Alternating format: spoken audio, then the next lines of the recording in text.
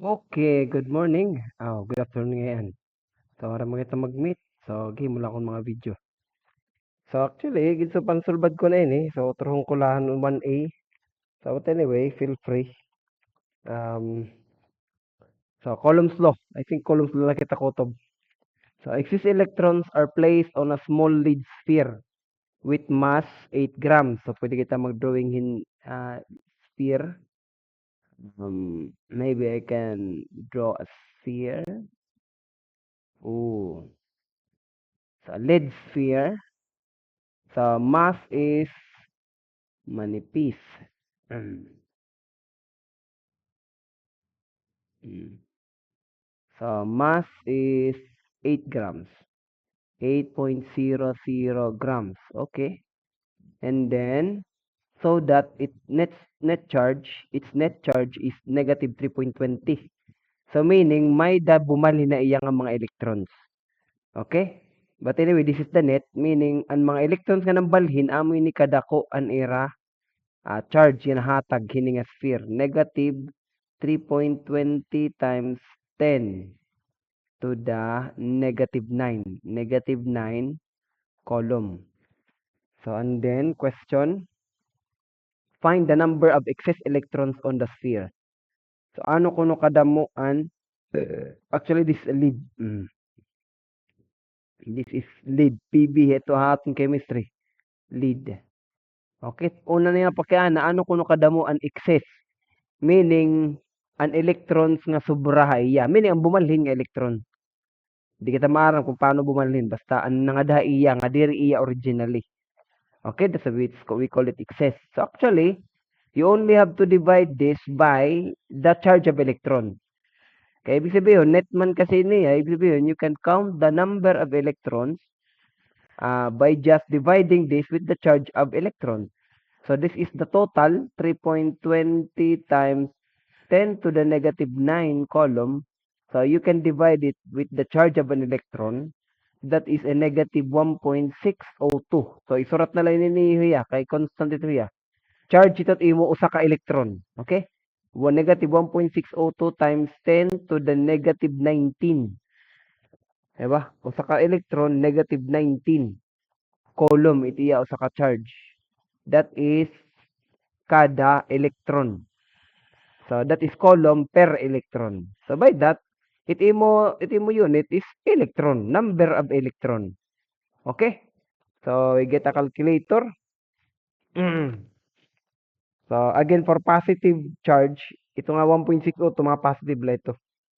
Negative 3.20 exponent negative 9 divided by 1.602 exponent negative 19. And you will see that it is 1.997 or 2 in two significant figures. 2.0 times 10 to the 10 electrons.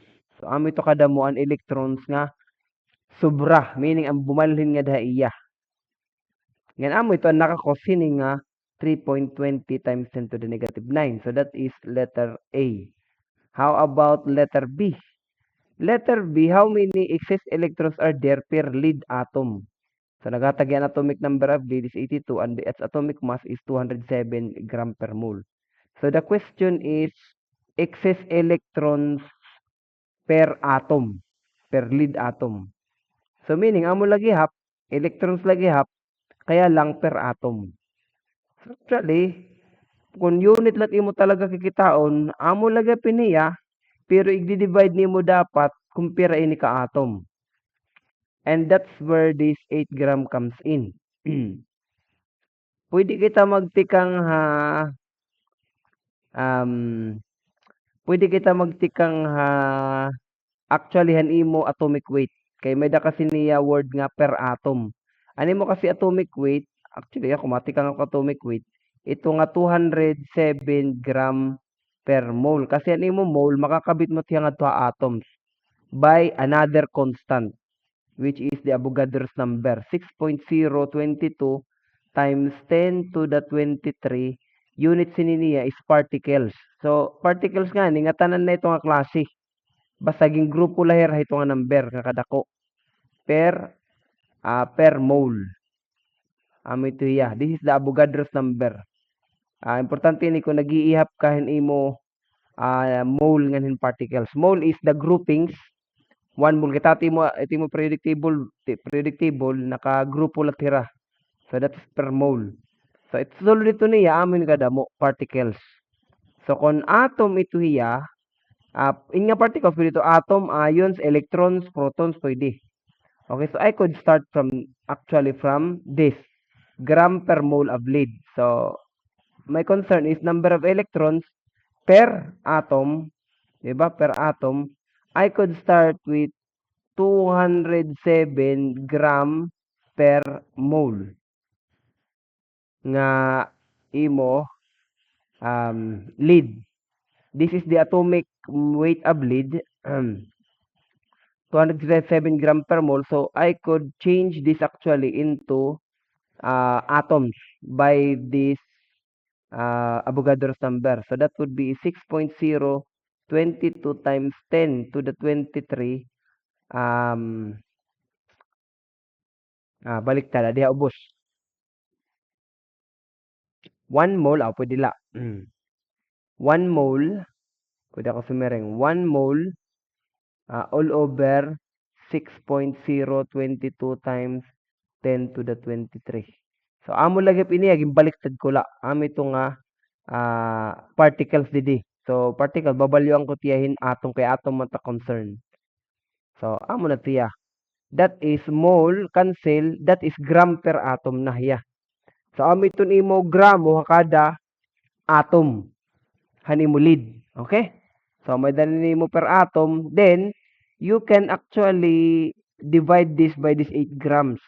Kaya amo ini nga tanan nan imo kabugat hining sphere. Okay?